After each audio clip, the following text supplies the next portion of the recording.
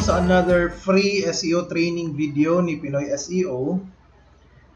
Karon nga video, continuation ni siya sa website audit sa ato ang pinoyseo.ph nga website. And ato ang topic karon is about pagination o redirect chains. Kani silang duha. Na ato lang balikon mo ni ato ang website pinoyseo.ph. Mo ni atong case study no. Gibuhat nato ni nga website para atong iparang. And kani nga training, website audit training, na added ni siya no nga course diri sa ato ang watch course nga section nara diri. And nanata diri nga topic kani pagination o redirect chains. So free ra ni siya, pwede ra ka enroll diri and start learning. So atong sugdan kaning pagination no, ang idea ni pagination magamit ni siya kaayo sa kanang mga website nga daghan kaayo pages nga giputol-putol no. For example, e-commerce, daghan ka products nga gibaligya, so imong by page. So na page 1, page 2, page 3. So sa ato nga case kani nga website no, Pinoy SEO, wala tay e-commerce or wala tay paginated nga mga pages. Ana kung magtan-aw ka diri sa news, bisag asa nga part sa to, wala ta gagamit og page 1, page 2, wala ta gaputol og content kibali. So sa ato ang maski sa atong blog wala pay pagination. So wala man ta ana, ako lang i-explain unsa nang pagination no, pero diri butang lang nako no issues daan. Kaya wala man ta. Pero diri ako i-explain unsa nang pagination no. For example kani urbanathletics.com.ph.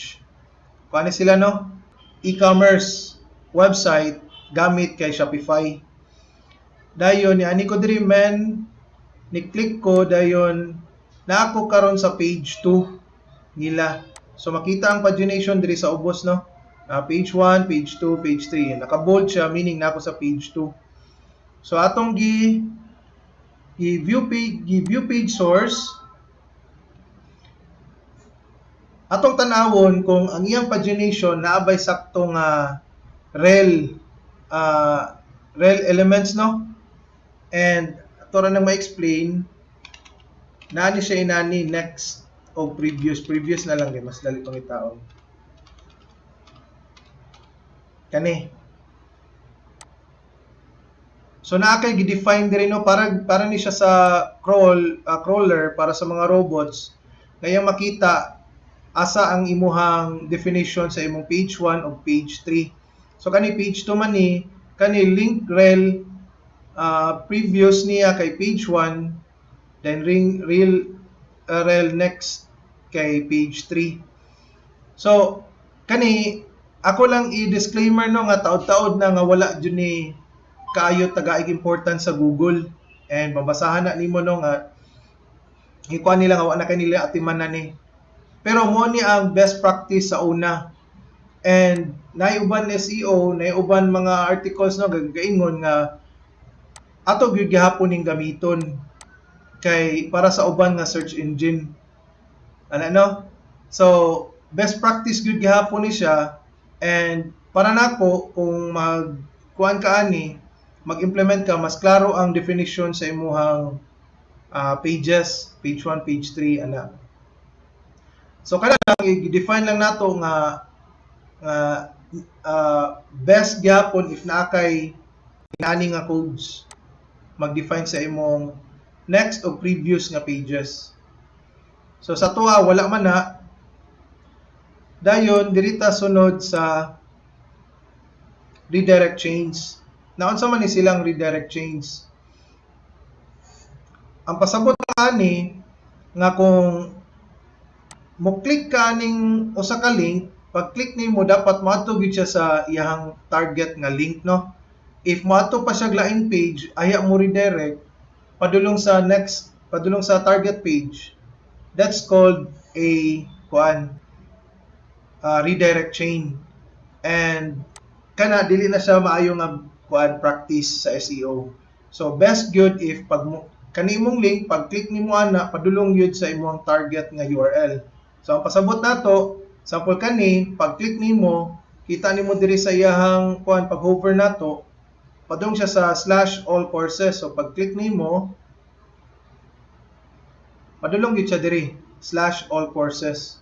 So atong gituyo nga nai-issue diri no atong gibutangan para makita natong kani diri kani. So SEO case study nga page kung imong tanawon diri sa pag-hover nato naay naka /index.php nya /SEO. Pag imo nang i-click mo redirect kung imong tanawon diri. Ga-redirect siya, nawala ang index.php. So that's a redirect chain. So kibali issue na siya and need na i-resolve. So again, mo affect na siya sa crawling sa imuhang website. So best good if ang imuhang target nga link is mo gyud ang destination link dayon pag click nimo sa usa ka button. Na ato lang ang gibuhat no para for lang. Actually, kani diri tanan, gibutangan na itong index.php. Pero, naka-define na sa atong WordPress sa backend nga ang index.php kay mo redirect na siya to, mo redirect sa homepage kay mo na ang index.php. So, ako lang gibutang diri ang issue, pero wala gyud tay issue no. Ako lang nang gipakita ninyo nga unsay paunsa siya para magka-issue. So ako lang butang diri no issues. Dayon kana lang sa karon nga video, ang next nato istoryahan kaning 500 errors. Asa ni sila unsay pagpangitaan ni nila dayon unsaon pag-determine nila. So kana lang, thank you kayo for watching and see you sa next video.